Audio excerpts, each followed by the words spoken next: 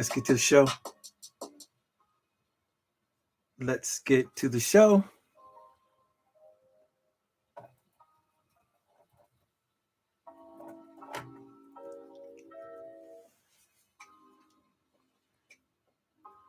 I am there's so much that I want to talk about. There's a lot going on. There really is a lot going on. And I think many of us are very knowledgeable what's going on in the media.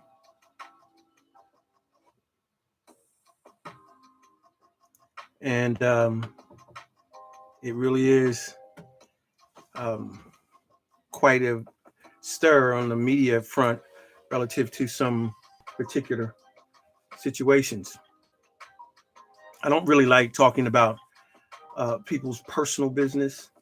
But I mean, we have to in light of what's going on, because what it does is it gives us the ability to not so much concentrate on other people, but what it does do is it gives us the opportunity to concentrate on ourselves and to examine what we're doing in our own lives.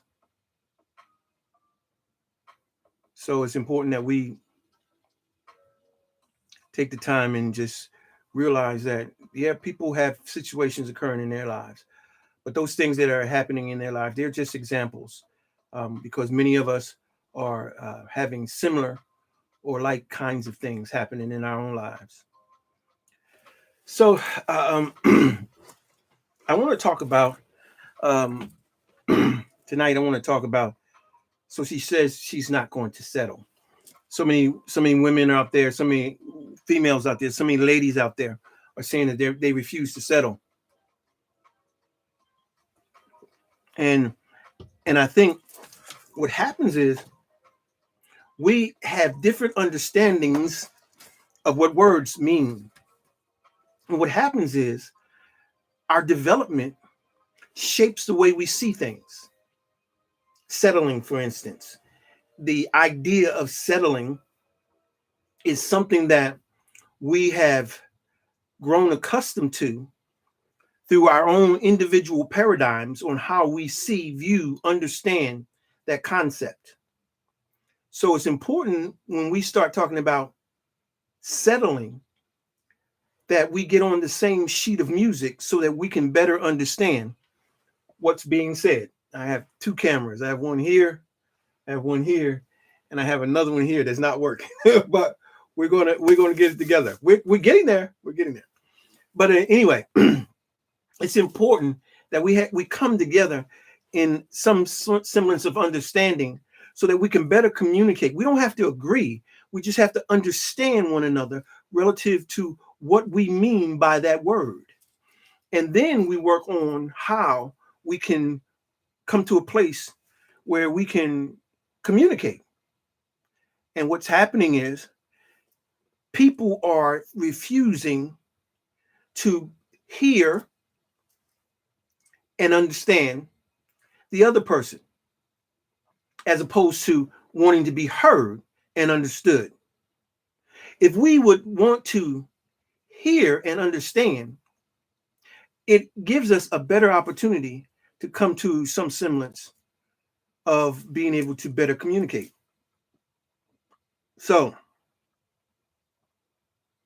I want to talk about this idea of settling. Now, when we look at the development, and one of the things that I do from a psychological standpoint is I look at the whole idea of settling from a psychological perspective. And when I talk about that, what I'm saying is one of the things that we have to understand is where and when did we first come in contact with the concept and how it affected us. I call it the law of first mention. The law of first mention says that my first introduction to that word has a real permanent kind of effect on our lives because of how it was introduced to us.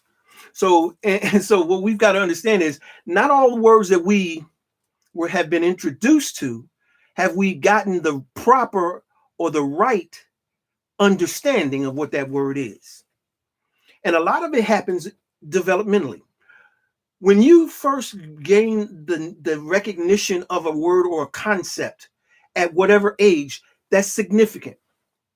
For instance, when we look at the word settling or to settle, what comes into mind, especially from a feminine perspective, there's a different idea of it than it is from a masculine perspective. And what happens is that the female learns what settling is from a perspective that doesn't honor her, doesn't receive her as a viable or meaningful person in the strata of life. They see themselves as someone who is less than, and that this is what settling has been conveyed to them as. Settling as is from a perspective of being less than, and they look at themselves as being one that is settled upon. And as a result of that, it has drew some negative connotations and some negative perspectives and understandings and paradigms of the word. And that same dynamic has carried many through life. It's a mentality. It's a mentality. So what is a mentality? When we start talking about a mentality is the way has to do with teaching, touching, and transforming. That's what's a mentality. So when we start talking about settling, we're talking about it from a mentality that's touching, teaching, and transforming. So what has happened through the law first mentioned, the female or the feminine mind has been taught and transformed about the word settling from a negative or from a perspective that is less than. And because of that, she doesn't like the word settling. It doesn't carry a positive connotation for her. It doesn't carry a positive connotation. So when we start talking about mentality and we look at what mentality is derived from the whole idea of community, culture, and clan. That's how her thinking is developed. That's how she gets the grasp of the paradigm settling, through her community, culture, and clan. Well, what is her community? The community is her society, right? Her community is her neighborhood, is her group of friends, is her school. It's her parents. Community, culture is what affects where she lives. It could be socioeconomically. It can be psychologically, right? All these things come into shape when we look at a culture, music, the arts and entertainment, religion affects her culture. And so these words are conveyed with ideologies, and they affect the way she thinks about herself and the way she sees the world. So her mentality around the word settling is negative.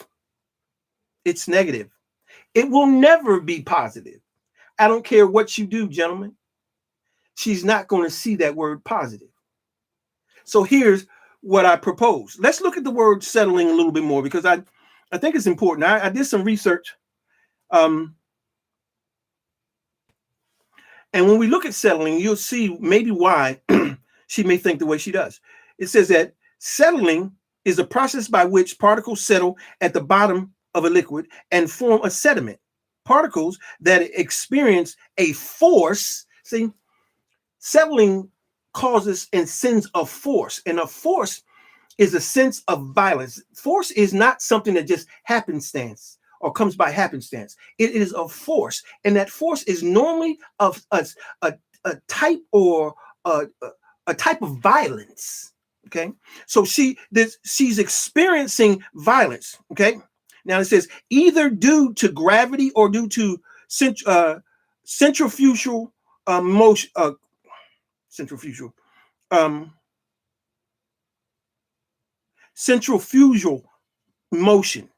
Okay, where the movement is in union in a uniform manner, in which the direction is in a certain way directed by the force. So what we're saying is, what happens with the whole idea of settling is that it has a force, and not only a force but a gravity that pulls and pushes her in a certain direction, and that pulling and pushing that sends her in a certain direction has a tendency to be a negative one.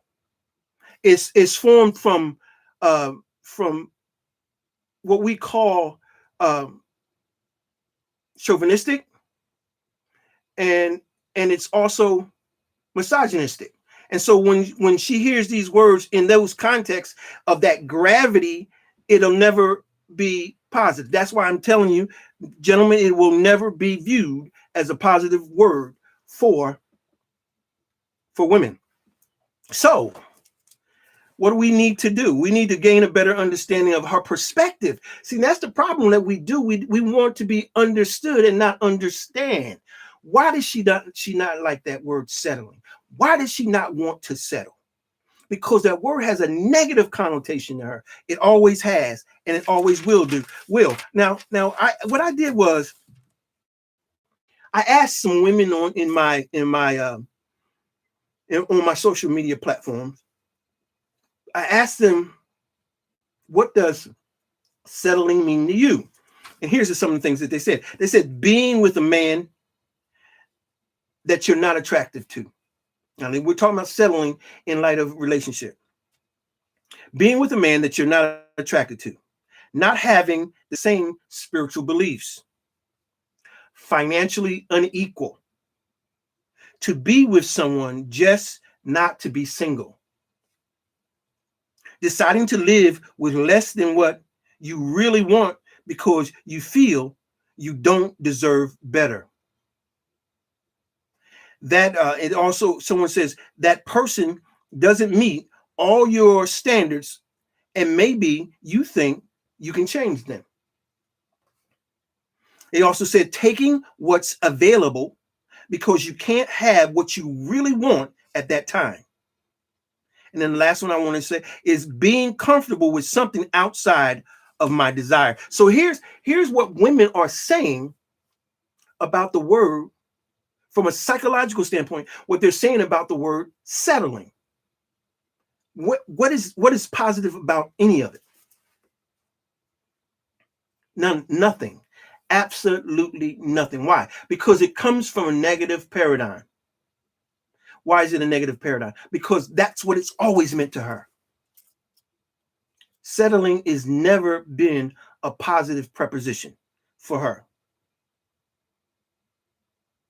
So for her, settling is being confronted with difficult choices, none of which, in her perspective, that are good.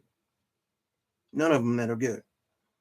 And that's what we have to do as males, men, boys, is to understand where she's coming from relative to the word settle, and to understand why she will not settle. Why she won't. She never will. And it's important to understand that. She sees it different. She sees it as a refusal to settle for less than.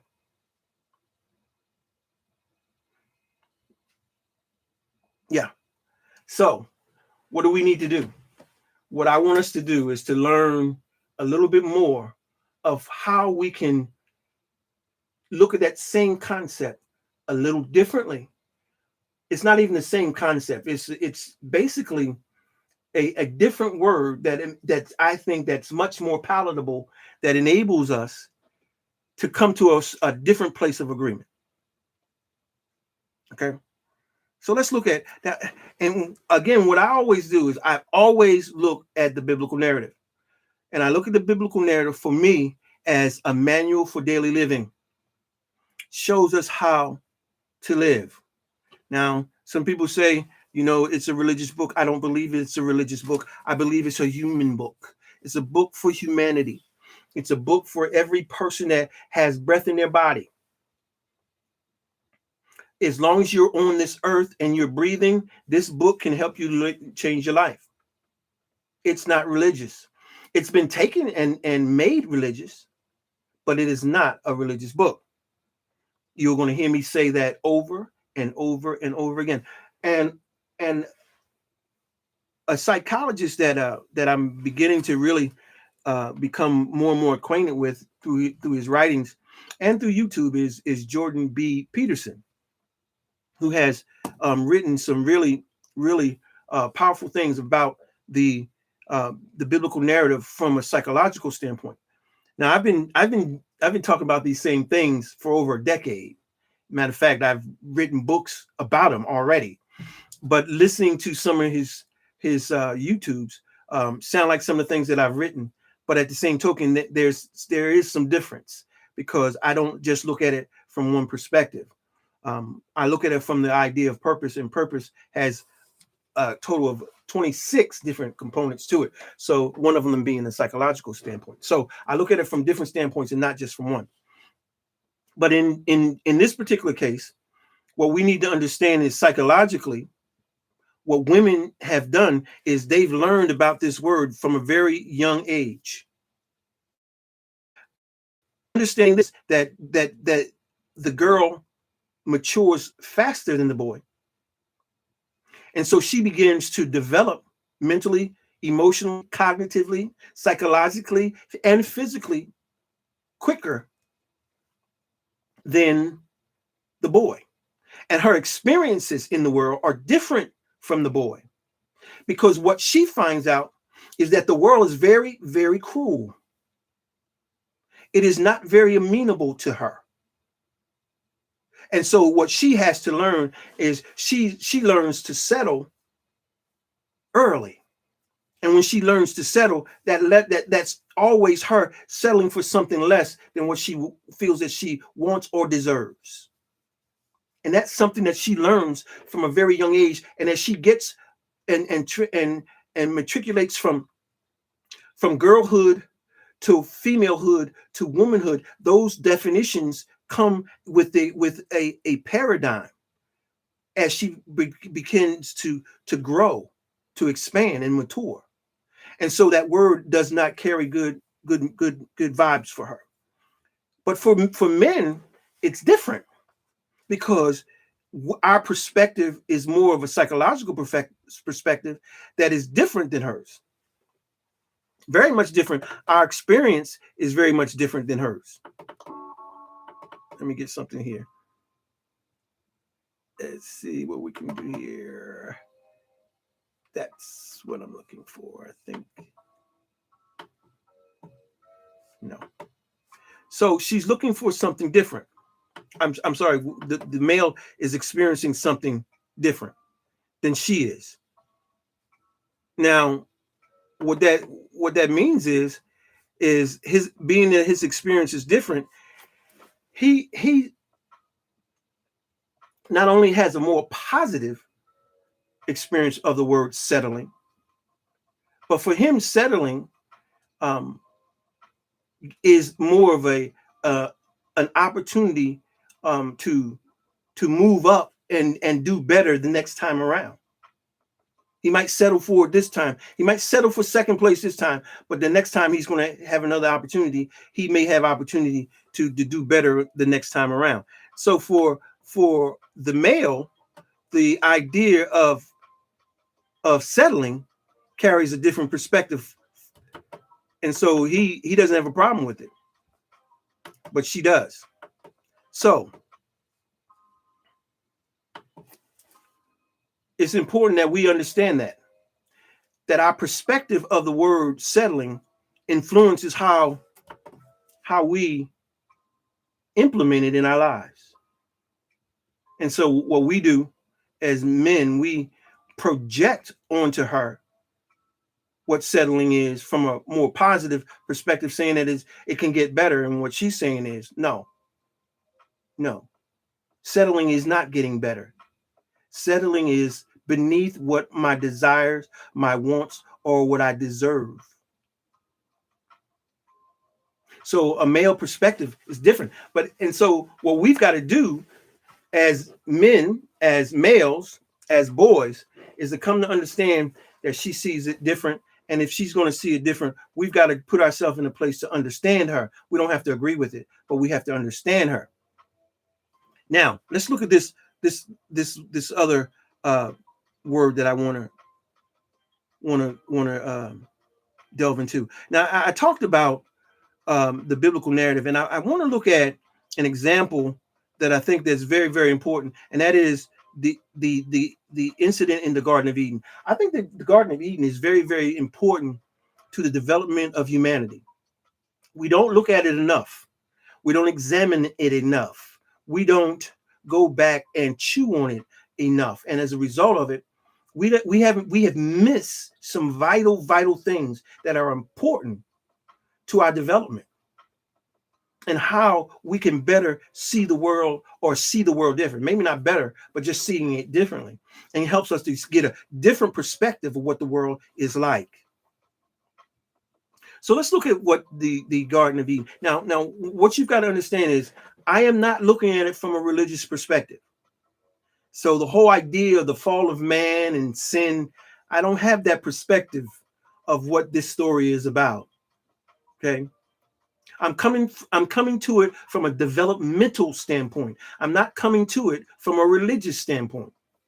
So what I'm going to ask you to do is to turn off the religious perspective and turn on the developmental processes, how we develop cognitively, intellectually, emotionally.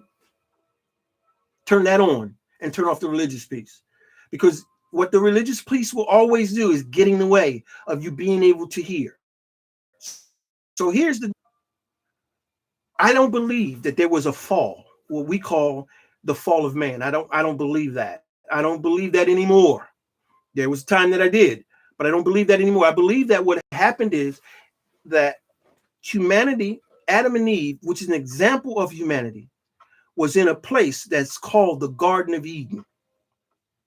The Garden of Eden was set eastward in Eden. It was set on the east side of Eden. That's imperative. And being that it was set on the east side of Eden, it was set there because what happens every morning in the east, the sun rises. And when the sun rises, it sends a light upon the horizon, and you can see far and wide. Well, Adam was able to do that. He was able to see far and wide. And what he deemed was, I can get out here and I can be the man. I can be all that I can possibly be. I can be the boss. I can be the gangster. I can be the dude. I can be the king. I can be the man, right? And so what Adam did was he came to Eve knowing that it's important that they come to a place of agreement, but they weren't at a place because Adam had already had the idea of what he wanted to do. Like most men, he already has an idea of what he wants because of what he's already seen it. A man that doesn't have vision is in trouble. A man with vision, a woman will follow. But we have so many men, well, they're not even men, these are males without vision. One of the criteria of being a man is that you have vision. What is vision? Vision is a picture of something that you see as you being, doing, and becoming. That's what vision is. And as you work toward vision, and some of us don't, but if we were to work toward our vision, whatever that is, as we're doing that, what will happen is there will be a woman that will eventually see you, encounter you, and you encounter her. And as you're all encountering one another, that's where the magic happens. See, it's not about the physical attraction. It's what the vision is, or what purpose is. And if purpose is what's first and foremost in your mind, then if you're about doing purpose and fulfilling purpose, the physical attraction is not as important. Doesn't mean it's not. It's not as important, because what's really driving it is the idea of vision, of the thing that you're supposed to be doing. And if you have that vision and you go on about do it, she will be drawn to it, because it's her vision to do something in that same way. And so what she does is she comes and joins and locks horns with you, joins hands with you. And what she does is to come and help you to come about and strategizing how to reach that vision. That's what she does. But see, here's what happened in the beginning, because Adam was talking about certain things about we weren't supposed to touch, feel, see, do it. And so she was, and him got into this exchange. They got into this exchange, and what needed to happen was they needed to come to a compromise. And that's the problem with so many people. They fail to come to a place of compromise. And what compromise is it's not the one-way proposition. Anytime it's a one-way proposition, that is not compromise. That's settling. And that's not it. But compromise is the art of reconciling a dispute by reaching a consensus or a concession. It's reaching an agreement or an understanding. Now, the thing about compromise is neither party gets everything that they want.